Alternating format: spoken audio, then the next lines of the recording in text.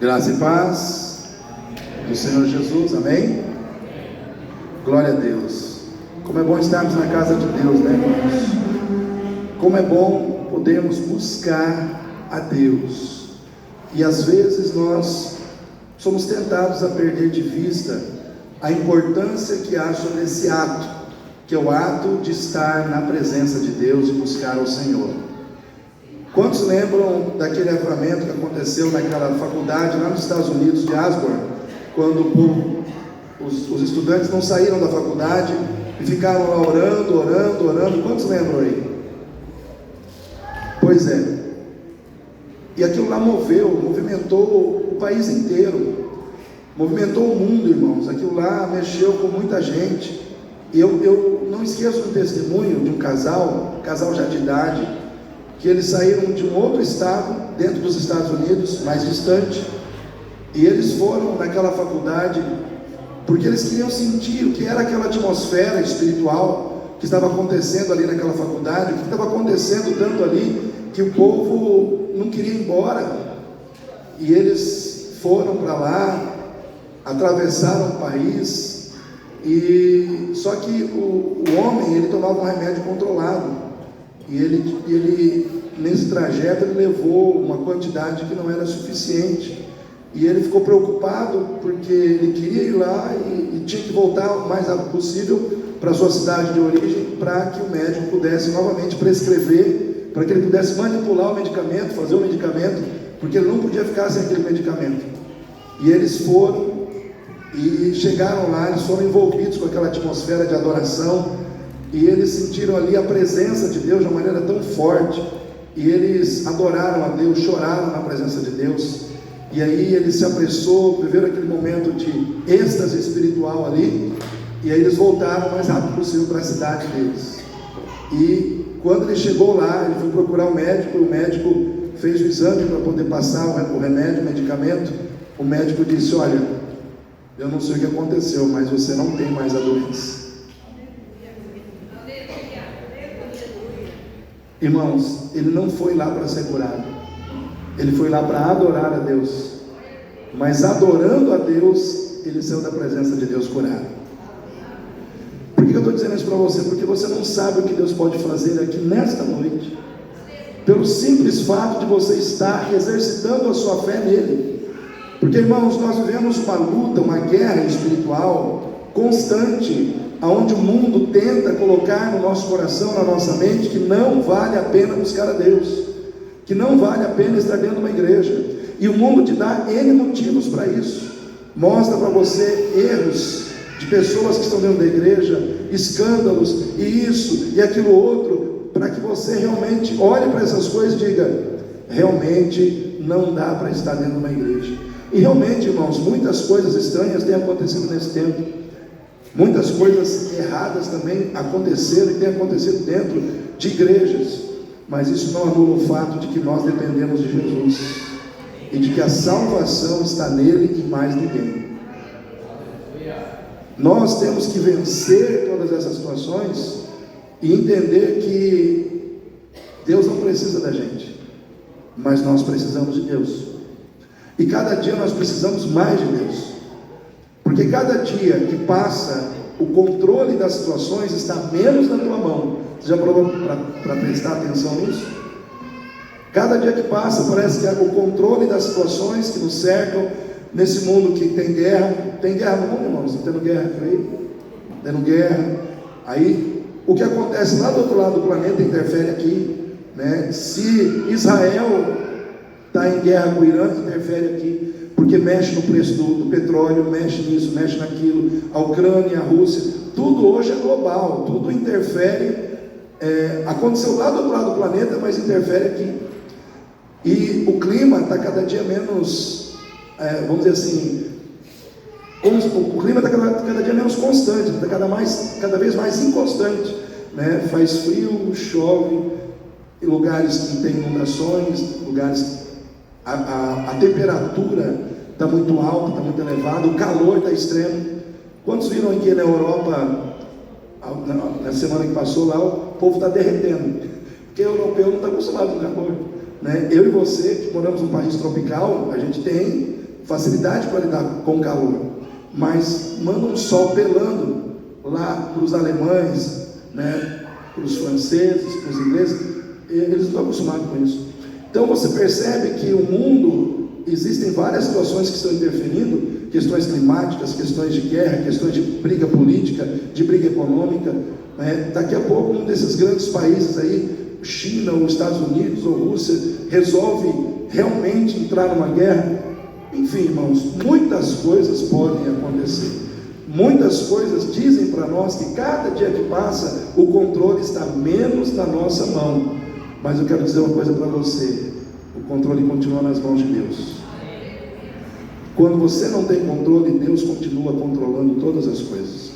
E eu sempre digo que pode vir a crise que vier, pode vir a dificuldade que vier, né? Deus cuida de quem o serve. Deus cuida de quem tem compromisso com Ele. Então, venha o que vier, a sua vida está nas mãos de Jesus. Porque Ele disse isso, Ele disse: as minhas ovelhas ouvem a minha voz, me seguem, eu as conheço, e eu lhes dou a vida eterna, e jamais perecerão, porque ninguém pode arrebatá-las da minha mão. Ou seja, aconteça o que acontecer, você está na mão de Jesus. Amém? Quem crê nisso? Então, glória a Deus. Abra sua Bíblia em Romanos, capítulo 1, epístola do apóstolo Paulo aos Romanos, no capítulo 1. Essa epístola de Paulo aos Romanos, irmãos, é considerada por alguns teólogos uma das cartas mais profundas do Novo Testamento, no sentido de revelar teologicamente o Evangelho de Cristo, em todo o seu contexto, desde o momento quando Deus cria a humanidade com Eva e com Adão,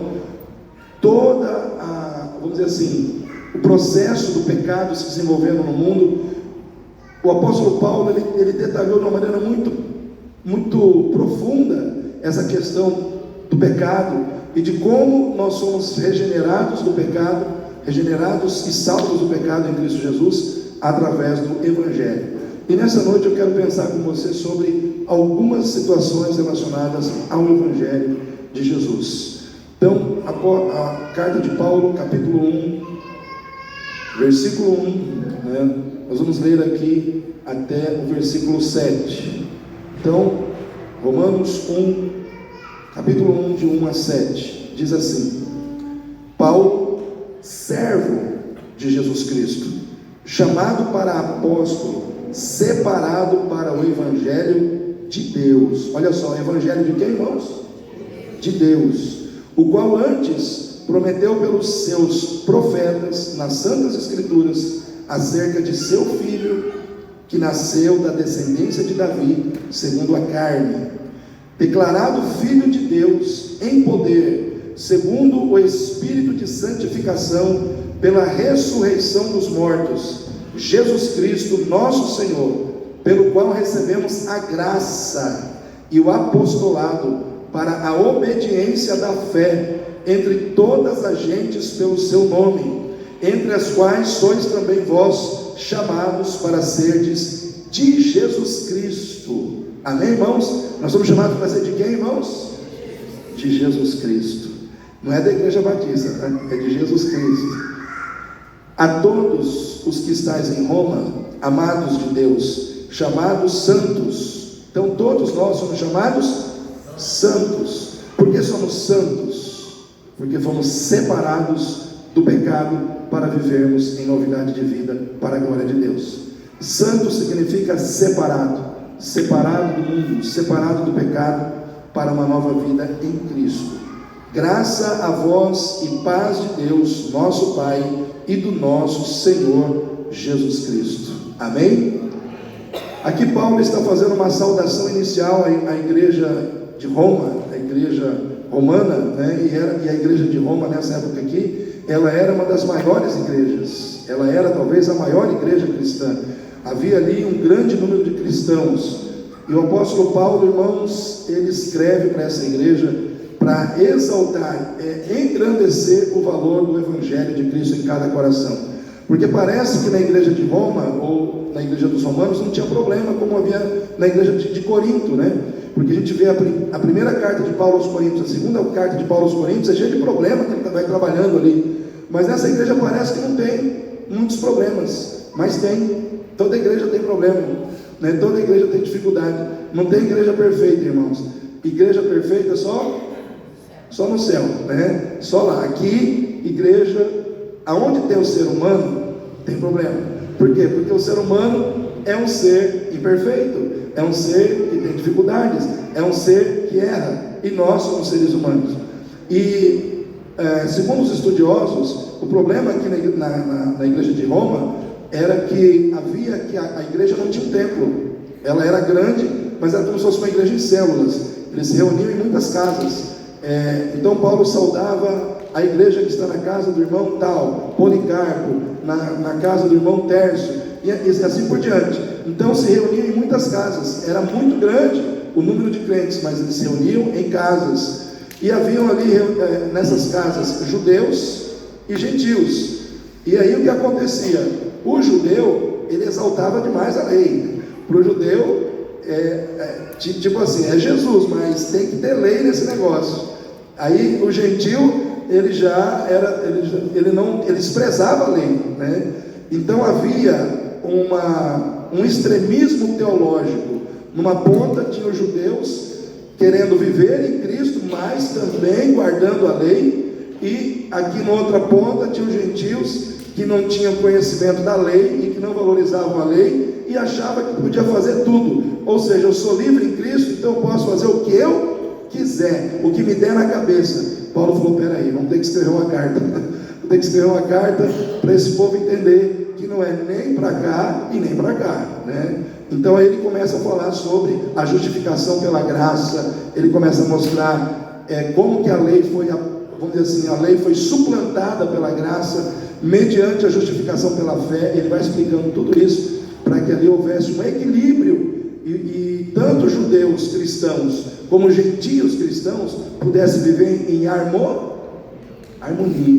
Porque uma coisa que Deus quer, irmãos, entre nós que estamos aqui, porque às vezes no nosso meio aqui tem um crente que é mais judeu, tem um crente que é mais gentil, tem um crente que é liberal demais, tem um crente que é rigoroso demais. Sim ou não, irmãos? Tem ou não tem? E aí às vezes a gente fica assim: eu sou da patotinha dos liberais, eu sou da patotinha dos rigorosos. Aí a gente fica, sabe, criando panelinha dentro da igreja, e aí isso quebra a nossa harmonia. Se é uma coisa que Deus quer e Deus trabalha para que a gente tenha, é harmonia, irmãos. Porque nós precisamos andar unidos. Nós precisamos ser um povo que se entende. Nós precisamos ser um povo que se aceita. Nós precisamos ser um povo que não fica desprezando o outro, né? Ou que não fica rejeitando o outro porque o outro é diferente de mim. Não, irmãos, todos nós temos que entender que diferenças nós temos, mas acima de tudo nós temos algo em comum que é muito maior, que é Cristo em nossas vidas. Amém? Cristo, todo mundo aqui está em Cristo. Cristo tem que prevalecer sobre as nossas diferenças. Amém?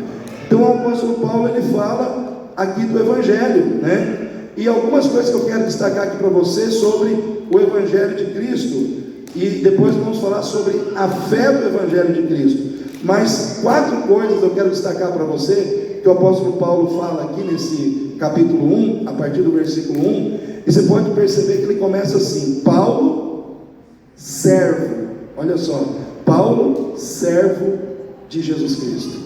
A primeira coisa que eu quero destacar aqui sobre o Evangelho de Cristo, irmãos, é que o Evangelho, quando ele entra na nossa vida, ele muda, presta atenção no que eu estou falando aqui, ele muda dentro da nossa mente, dentro do nosso entendimento, o conceito de grandeza em relação às coisas que nós devemos buscar para sermos honrados, reconhecidos, valorizados. Porque, irmãos, Paulo, se você estudar quem foi o apóstolo Paulo, ele foi um homem, ele era poliglota, ele falava várias línguas. Irmãos, ele tinha dupla cidadania, ele era romano, ele era judeu, ele era fariseu da tribo de Benjamim, ele era doutor da lei. Irmãos, ele era irrepreensível segundo a lei. Agora eu pergunto para os irmãos, ele falando a uma grande igreja, ele está falando Vamos pensar que fosse a Bibi, né, lá de Roma.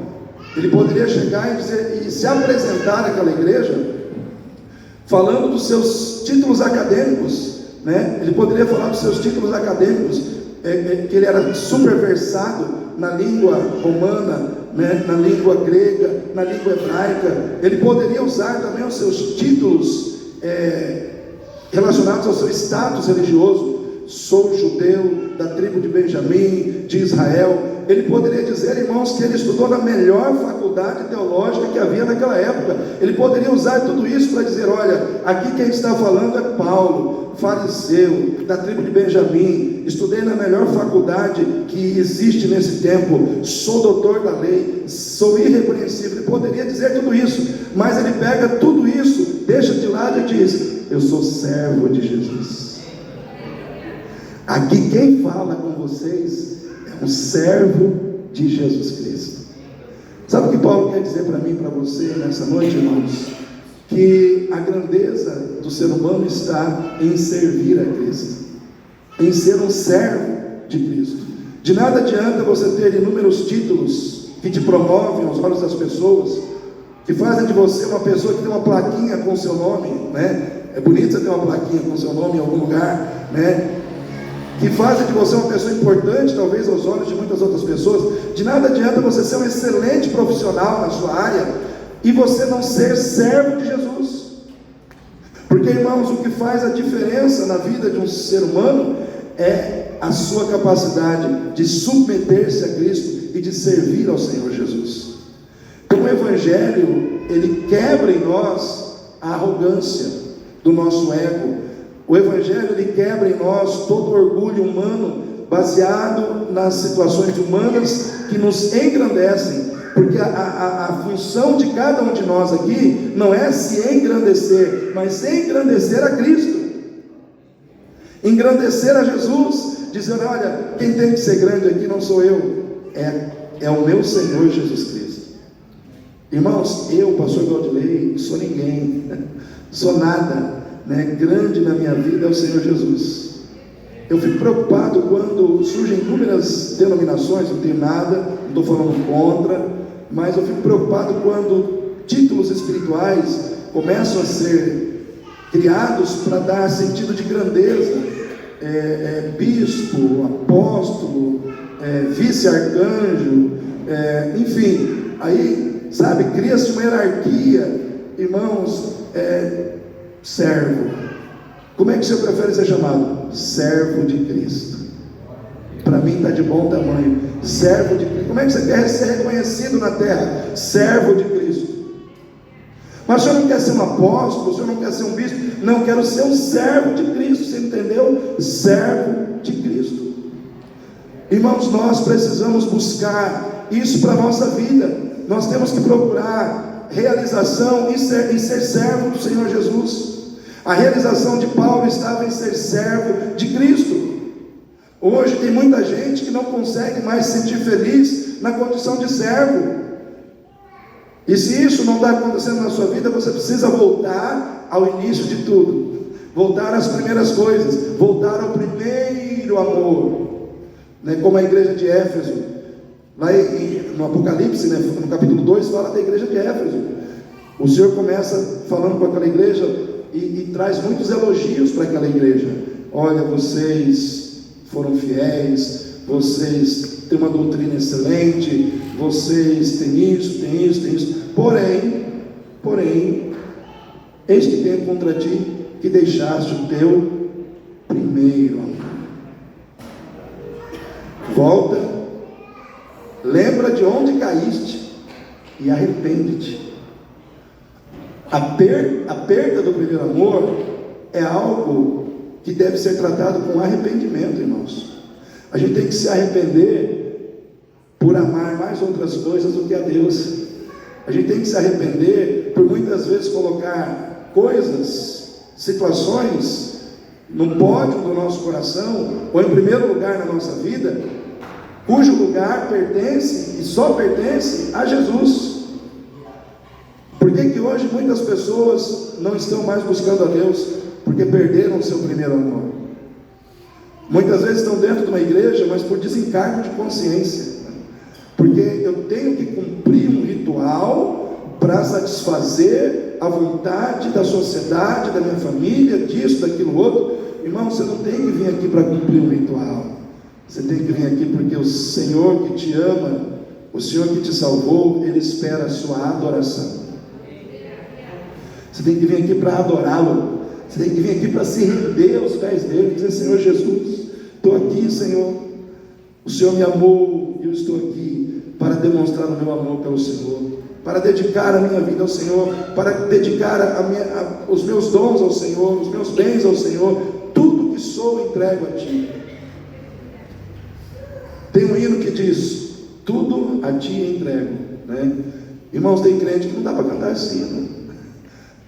Imaginou se toda vez que alguém cantasse hino, acendesse a luzinha da hipocrisia? Irmãos, quanta luzinha ia acender na cabeça de muita gente. Tudo a Cristo a Ti entrego. Agora eu esqueci. Mas, enfim, os irmãos sabem o hino. Tudo a Ti, ó Cristo, a Ti entrego. Corpo, alma, eis-me aqui.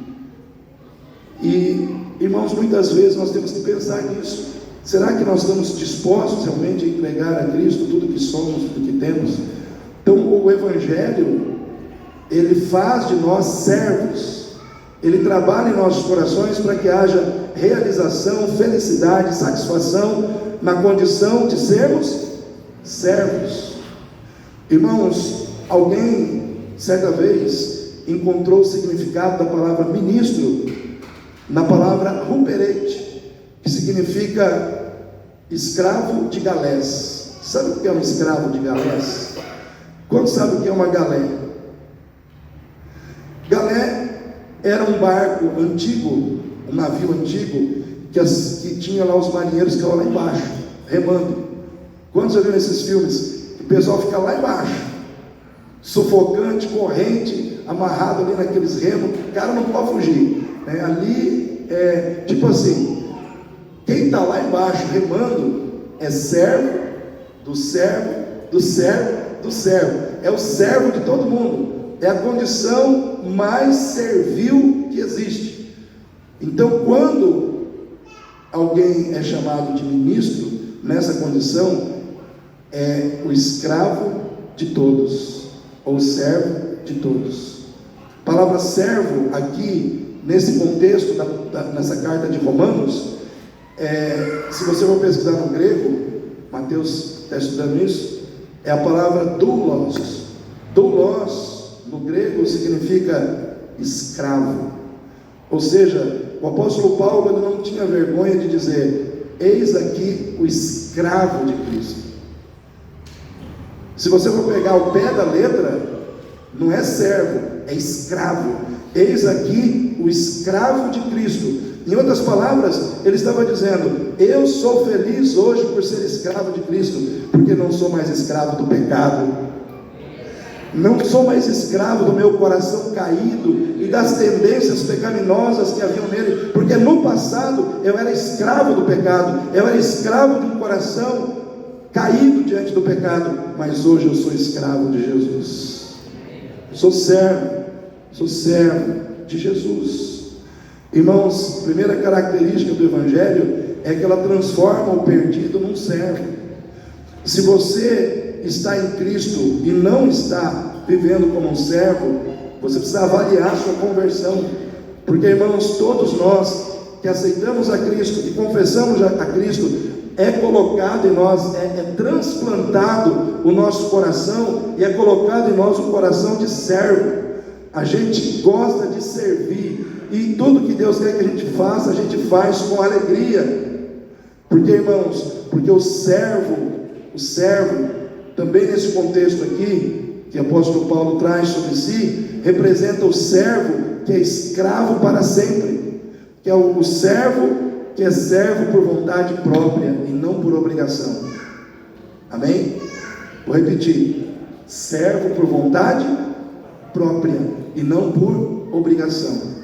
Naquela época havia um costume, irmãos, em que o escravo, depois de muito tempo servindo ao seu senhor e servindo da melhor maneira possível, chegava um momento que aquele escravo, ele ganhava a sua liberdade. E aí aquele senhor, ele reunia uma grande quantidade de recursos e entregava na mão daquele escravo, porque, claro, vai ser livre, mas ele precisa de um recurso para que ele possa agora subsistir sozinho. Então aquele escravo, ele ganhava a sua carta de alforria, ele recebia a sua liberdade, recebia uma grande quantidade de recursos para ele agora, vamos dizer assim, ter a sua autonomia financeira. Só que, veja bem, aquele escravo que recebia tudo isso, ele amava aquele senhor, e ele não conseguia viver sem servir aquele senhor. E aí o que acontecia? Quando acontecia esse tipo de situação, o escravo falava assim: olha, eu recebi a minha liberdade, recebi uma grande quantia, mas eu não sei viver sem servir o Senhor, porque eu amo o meu Senhor.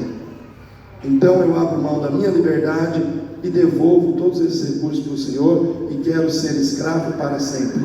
Aí o que se fazia, irmãos? Furava a orelha daquele servo e colocava uma plaquinha escrito em letras hebraicas: escravo para sempre. Era um escravo que optou, ele decidiu ser escravo, tendo condição de ser livre. Ele abriu mão da sua liberdade por amor ao seu Senhor, para servi-lo para sempre. Esse é o escravo que eu e você temos que ser diante de Jesus. Nós temos que ser esse escravo que tem coragem de dizer: eu tenho liberdade para fazer o que eu quiser, mas ao invés de eu fazer o que eu quiser, ou o que a minha carne quer, eu quero servir o Senhor. O Evangelho, ele produz servos. Você que está aqui, quem está em Cristo aqui? Então você foi chamado para ser servo. Seja feliz nessa condição. Amém? Uma segunda verdade sobre o Evangelho, irmãos, que o apóstolo Paulo fala aqui, é que o Evangelho, ele foi gerado por Deus. Diz assim: Paulo, servo de Jesus Cristo, chamado para apóstolo, separado para o Evangelho de Deus. O apóstolo Paulo, ele queria dizer à igreja de Romanos o seguinte: gente, esse negócio do Evangelho não foi eu que inventei, não é da minha autoria. O Evangelho não é do apóstolo Paulo, o Evangelho não é meu, o Evangelho é de Deus. Esse Evangelho nasceu no coração de Deus, foi Deus que estabeleceu esse Evangelho. O Evangelho nasceu no coração de Deus, porque Ele amou a humanidade, Ele amou o ser humano que estava perdido, Ele não desistiu do ser humano, por isso Ele estabeleceu um método de salvação, e esse método foi enviar o seu Filho ao mundo para salvar a humanidade dos seus pecados. Então o Evangelho, ele é de Deus. Amém, irmãos? Fala para o seu irmão: o Evangelho é de Deus. O Evangelho é de Deus, irmãos. Foi Deus que pensou no Evangelho, foi Deus que idealizou o Evangelho. Lá em João 3,16: porque Deus amou o mundo de tal maneira que deu, quem, irmãos? Seu Filho unigênito, único da espécie, não tem outro igual, unigênito, para que todo aquele que nele crê não pereça, mas tenha a vida eterna. Aleluia. E é isso que eu e você temos a vida eterna.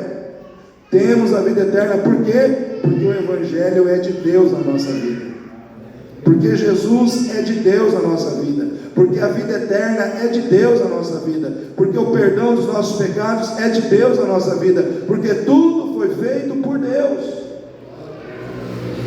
Deus fez, Deus criou o Evangelho, Deus estabeleceu o Evangelho para nos salvar.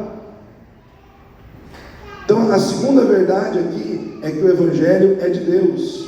A terceira verdade aqui, irmãos, é que o Evangelho promove uma conexão perfeita entre o Velho e o Novo Testamento. Olha só, versículo 2: o qual antes prometeu pelos seus profetas. Aonde? nas Santas Escrituras. Em outras palavras, o Evangelho não era uma novidade. O Evangelho é coisa antiga. O Evangelho já tinha sido profetizado. Teve profeta que falou do Evangelho lá atrás. Irmãos, Isaías 53, porque Ele tomou sobre si as nossas dores, né? Ele levou sobre si as nossas dores, as nossas enfermidades. O castigo que nos traz a paz estava sobre Ele, pelas suas pisaduras fomos sarados. Fomos sarados. Isaías estava dizendo: vai vir, vai vir.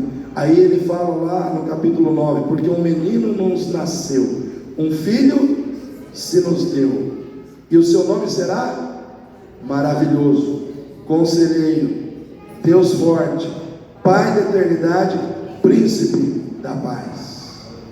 E o governo estará sobre os seus ombros, e o cetro de poder nas suas mãos para sempre. Em outras palavras, irmãos, o Evangelho já estava sendo propagado, o Evangelho já estava sendo comunicado, irmãos, lá atrás. Porque tem gente, existe uma teologia no meio evangélico, não sei se o Mateus já pegou essa aí, algum professor falando sobre isso, mas tem uma teologia meio maluca aí, que diz assim: olha, Velho Testamento passou, Velho Testamento é para os judeus, agora para a igreja é só o Novo Testamento. Irmãos, a Bíblia toda é para a igreja. Porque, irmãos, você já parou para pensar? Todas as vezes eu estou pregando, algum outro pregador está pregando, a gente está pregando sobre um texto do Novo Testamento, mas a gente vai lá no Velho para amparar aquele texto, sim ou não? Ou a gente está pregando no Velho Testamento, e aí a gente vai lá para o Novo Testamento para amparar aquele texto, sim ou não? Por quê? A gente acha bonito fazer isso? Não, irmãos. É para mostrar que existe uma conexão profética. É para mostrar que existe uma coesão bíblica entre aquilo que foi pregado lá atrás, entre aquilo que foi ministrado lá no passado, antes do nascimento de Jesus e pós-nascimento de Jesus, para mostrar que o nosso Deus é um Deus que faz as coisas dentro de uma revelação progressiva. Ele vai revelando progressivamente o seu plano, para que quando nós possamos chegar aqui no Novo Testamento, nós possamos entender o porquê que aquilo aconteceu lá atrás.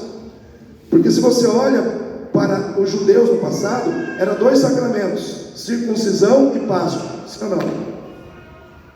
E hoje nós também temos 2 sacramentos: batismo e ceia, sim ou não, irmãos? Então você consegue encontrar nos sacramentos judaicos, você consegue encontrar uma tipificação dos sacramentos da igreja. Você consegue fazer uma conexão de uma coisa com a outra, né? Por exemplo, lá em Gênesis capítulo 3, versículo 15, o Senhor está falando que Ele pôs inimizade entre a serpente e a mulher, e a sua descendência. E aí o Senhor diz que a serpente ferirá o calcanhar, o filho da serpente ferirá o calcanhar, mas o filho da mulher esmagará a cabeça da serpente. Esse texto, ele é conhecido na Bíblia como proto-evangelho. Por que proto-evangelho? Porque é a primeira pregação do evangelho na Bíblia. Ali já estava sendo dito que o filho da mulher, Jesus Cristo, nasceria, e quando ele nascesse e vivesse nessa terra e derramasse o seu sangue naquela cruz, ele esmagaria a cabeça da serpente. Ele esmagaria a cabeça da serpente e traria vitória a todos nós. Foi profetizado. Então, como o apóstolo Paulo diz, ele vai lá atrás, ele diz: olha, o evangelho ele foi profetizado, ele foi predito pelos profetas nas Santas Escrituras lá no passado. Eu não estou falando de algo que nasceu aqui, que nasceu agora. Eu estou falando de algo que já há muito tempo foi predito, foi profetizado, mas hoje nós estamos contemplando o cumprimento dessa profecia. Porque no Velho Testamento também tinha graça, irmãos. Porque a gente só lembra da lei, mas um cordeiro que morria todo ano. E o sangue era levado pelo sumo sacerdote ao lugar santíssimo. E Deus contemplava, descia como uma nuvem sobre aquele lugar e via aquele sangue. E Ele perdoava a nação de Israel. Tudo aquilo ali representava a graça de Deus. Tudo aquilo ali representava o Evangelho de Jesus, porque quando Jesus veio, acabou, não morre mais cordeiro, porque Jesus é o Cordeiro de Deus que tira o pecado do mundo. Não morre mais cordeiro, não precisa mais de sumo sacerdote entrar no Santo dos Santos. Tanto é que quando Jesus morreu, o véu do templo se rasgou, eu não sei se de alto a baixo ou de baixo para cima, mas eu acho que foi de alto a baixo, ou seja, do céu foi quebrada aquela aliança, né? O Senhor estava dizendo: não tem mais véu, não tem mais sumo sacerdote, não tem mais cordeiro, porque Jesus já veio e fez o que tinha que ser feito. Ele veio, ele assumiu, ele é o cordeiro, ele é o sumo sacerdote, ele é o sacrifício perfeito e o sacerdote perfeito, ele é o cumprimento das profecias. O Evangelho, irmãos, ele faz uma conexão entre o Velho e o Novo Testamento, mostrando que tudo que aconteceu, que foi profetizado lá, se cumpriu no Novo Testamento com a vinda do Senhor Jesus. Por fim, irmãos, o Evangelho fala que o Filho de Deus é o fundamento. Aqui diz assim: o qual antes prometeu pelos seus profetas nas Escrituras, acerca de quem? De seu Filho, que nasceu da descendência de Davi, segundo a carne, declarado Filho de Deus. Ou seja, irmãos, o Evangelho é não só uma boa nova, o Evangelho é a manifestação do Filho de Deus na terra, para a salvação de todo aquele que crê, de todo aquele que nele crê, de todo aquele que se aproxima com fé dele e coloca sobre ele a sua esperança. Jesus é o Evangelho, Jesus é a salvação, nele se cumpriu todo o propósito do Evangelho. Mas o Evangelho, ele tem uma fé, e essa fé, irmãos, que é gerada pelo Evangelho, ela tem que estar no meu e no seu coração.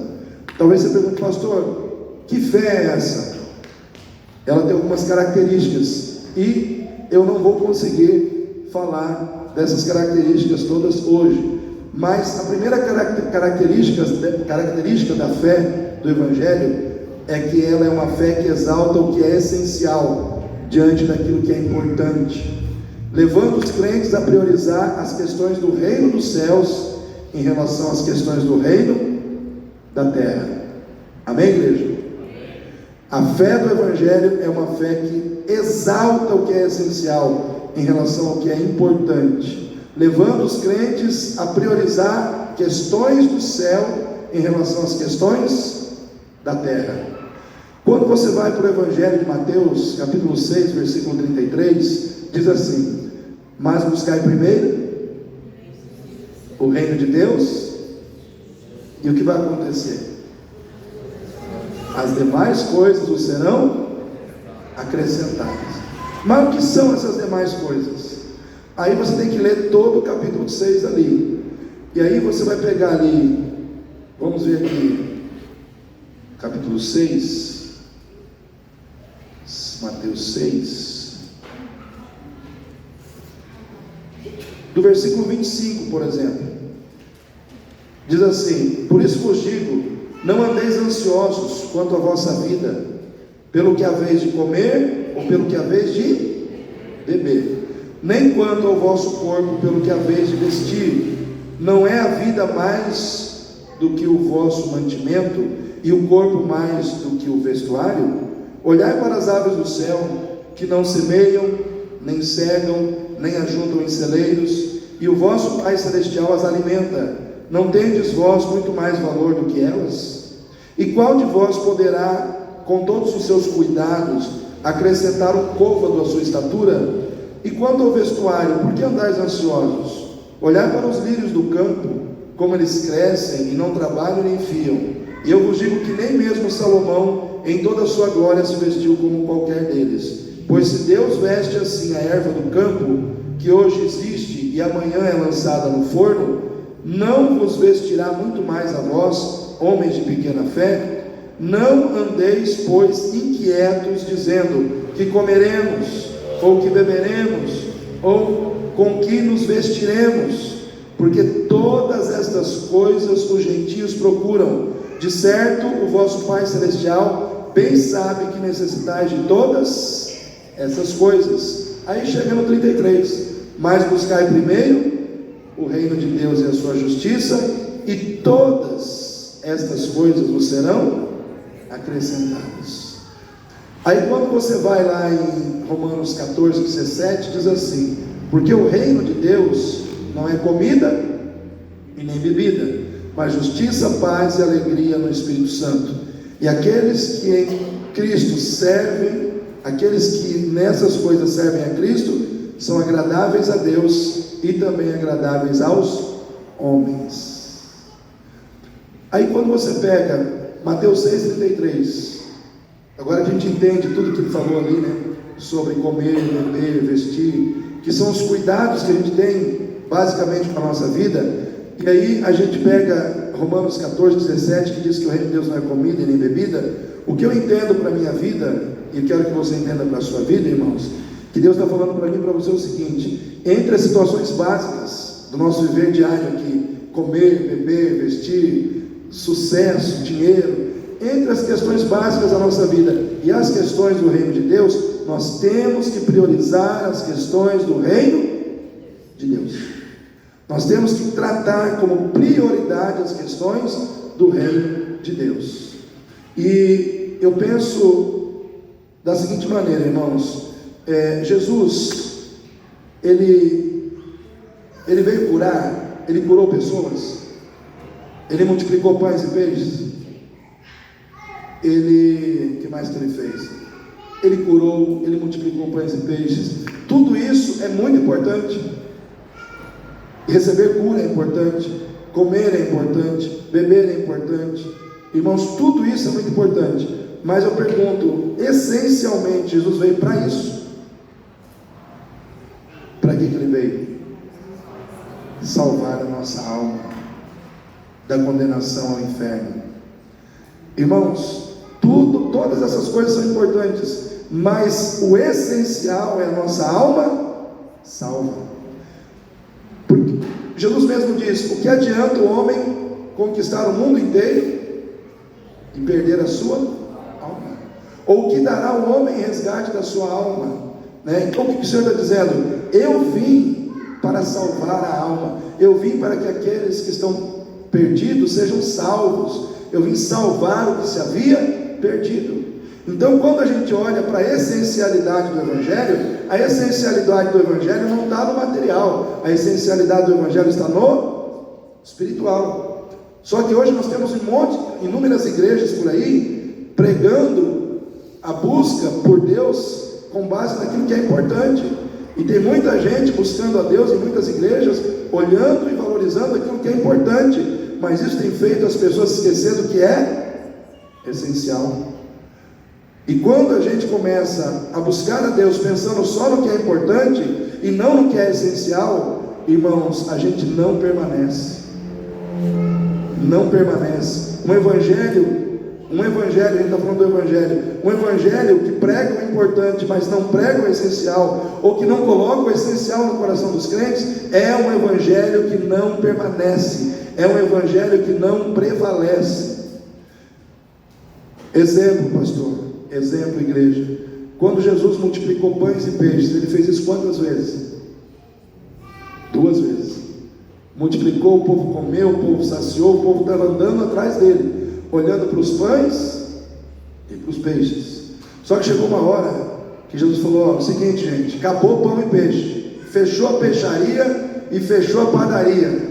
Agora o negócio aqui é espiritual. Vocês vão ter que me colocar para dentro da vida de vocês. O negócio é o seguinte, falando numa linguagem metafórica: vocês vão ter que beber o meu sangue e comer a minha carne. Vocês vão ter que me colocar para dentro da vida de vocês. Vocês vão ter que realmente permitir que eu seja aquele que vai dirigir de dentro para fora a vida de vocês. Agora é compromisso comigo. O que o povo fez, irmãos? O povo foi embora. O povo foi embora. Por quê, irmãos? Porque o evangelho baseado no que é importante e não no que é essencial, não prevalece. E as pessoas que estão andando no evangelho assim, daqui a pouco abandonam Jesus, daqui a pouco saem da igreja. Por que muitas pessoas às vezes começam dentro da igreja, caminham um tempo, mas depois, por quê? Porque acostumaram-se a buscar o evangelho do que é importante. E o evangelho de Cristo, ele vem colocar no seu coração que é essencial. E se nós formos colocar na balança, irmãos, o que é essencial, a essencialidade do evangelho na nossa vida, quando acabar o culto aqui, cada um de nós aqui tem que sair aqui preocupado em ganhar uma alma para Jesus. Amém, irmãos? Porque ele veio para salvar a alma daqueles que estão perdidos.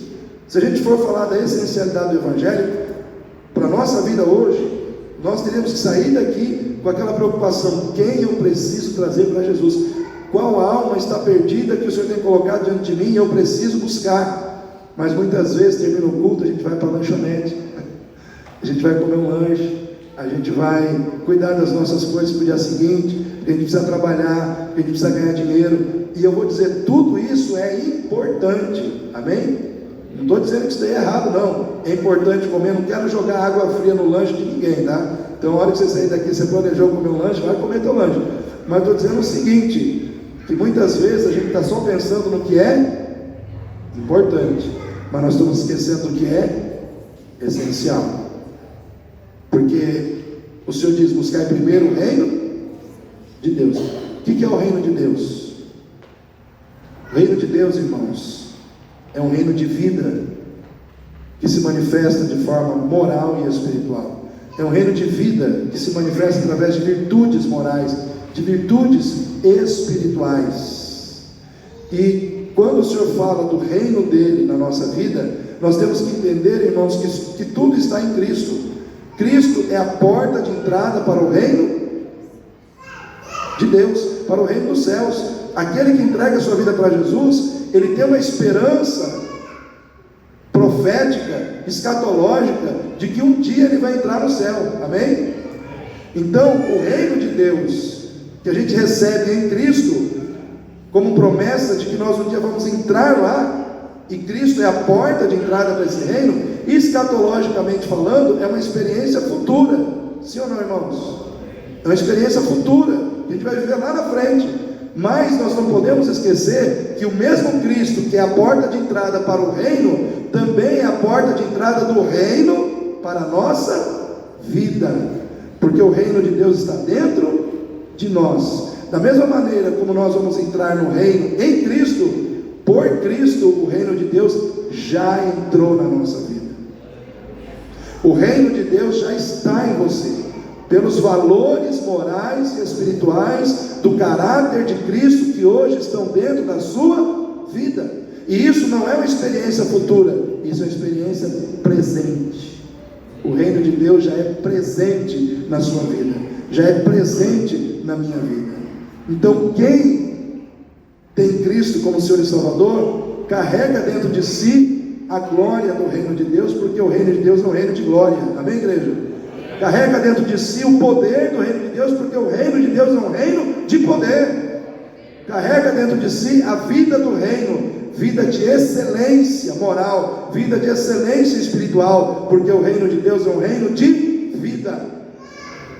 Todos os princípios e valores que nós conhecemos aqui, que foram nos dados aqui embaixo, para nós construirmos relacionamentos abençoados e uma visão de reino harmônica, tipo justiça, fidelidade, lealdade, amor, integridade, tudo isso, irmãos, Deus tem em excelência.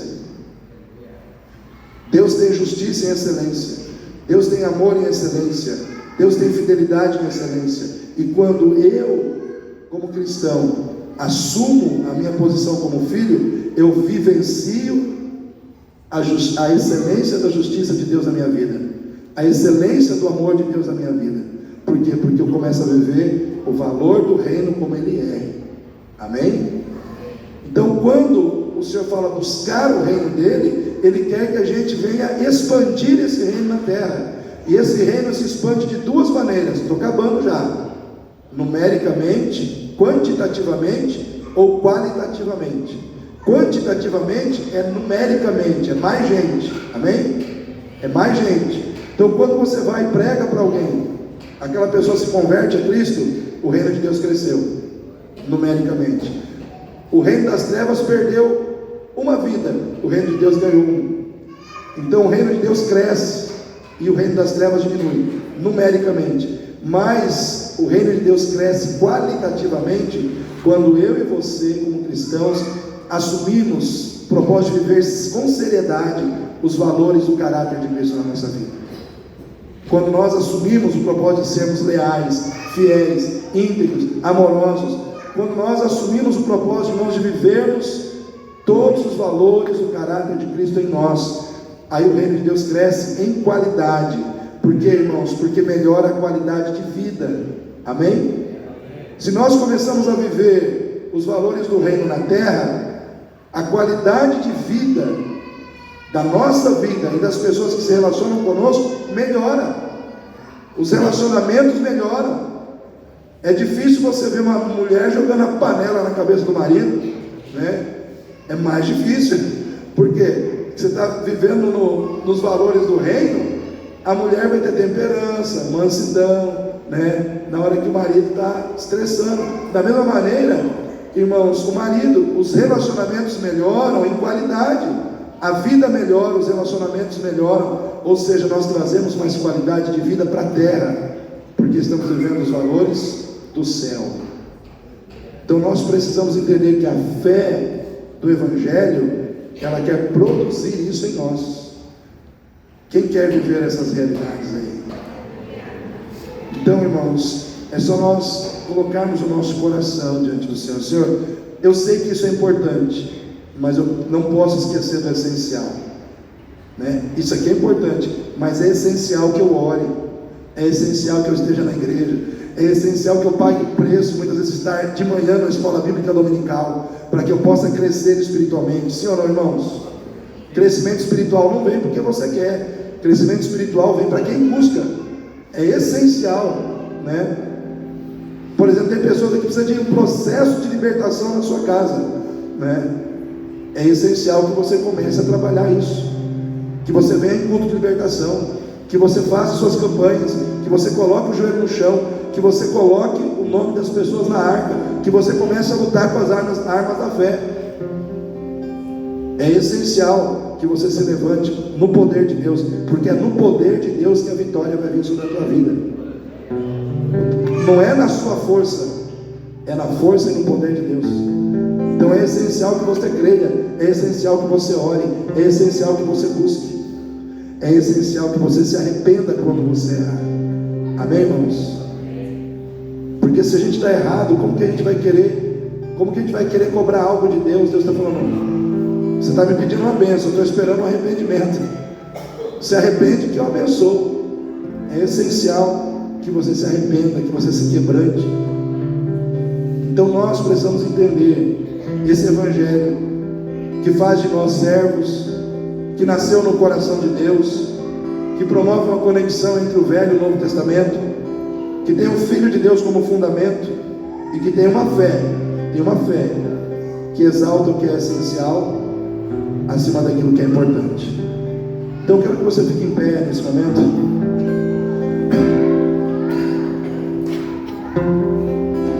Que essa palavra possa incomodar o seu coração, que essa palavra possa mexer com você, possa incomodar o seu espírito, no sentido de você realmente se colocar na presença de Deus, para viver o propósito de Deus em Cristo Jesus. Oremos. Querido Deus e Pai, em nome do Senhor Jesus, aqui está a tua igreja. Nesse momento, Senhor, eu apresento essas vidas diante do Senhor, e eu peço que o Senhor, ó Deus, visite, abençoe cada uma dessas vidas, meu Pai, dentro das suas necessidades, mas que o Senhor nos desperte, meu Pai, para vivermos este Evangelho, o Evangelho de Cristo, o Evangelho que faz de nós servos, o Evangelho, meu Pai, que tira do nosso coração o orgulho, a arrogância, a altivez, o Evangelho que faz com que a gente veja que grande é servir, ser grande é ser servo de Cristo, aleluia. Ser grande é ser alguém que diz: eu sou servo de Cristo, sou escravo de Jesus, aleluia. Eu vivo para Ele, Ele é meu Senhor, eu amo a Ele, eu sirvo a Ele de vontade própria, não por obrigação. Eu escolhi servir a Cristo, aleluia. Que nós possamos ter isso no nosso coração, Senhor. Deus, que esta fé venha nos levar, ó Pai, a viver um evangelho que nos leve a procurar e a buscar os que estão perdidos. Abençoa, meu Pai, esta igreja.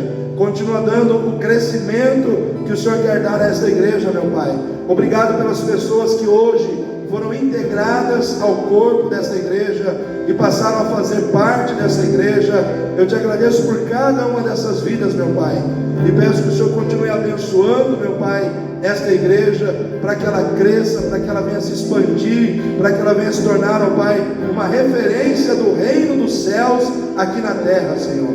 Deus, eu oro colocando tudo e todos em Tuas mãos, Pai. Ó Deus, em nome de Jesus, Pai, peço que o Senhor abençoe a nossa semana, que essa semana seja uma semana de vitória, de bênção na Tua presença. Deus, que o Senhor guie os nossos passos, para que nós não venhamos a nos desviar dos Teus caminhos. Que o Senhor nos dê livramento, meu Pai, no trânsito. Que o Senhor nos dê livramento das astutas ciladas de Satanás. Que o Senhor nos dê proteção, meu Pai. E que o Senhor nos dê, ó Deus, êxito em nossos afazeres. Eu te agradeço, ó Pai, e te peço que o Senhor também nos leve em paz aos nossos lares, guardados debaixo da Tua mão de poder. E agora, que o amor do Senhor, o Deus Pai, a graça redentora do nosso Senhor e Salvador Jesus Cristo, as consolações, os dons e o poder do Espírito Santo estejam sobre esta igreja e sobre toda a Tua igreja espalhada sobre a face da terra, hoje e para todos sempre. Amém. Povo de Deus.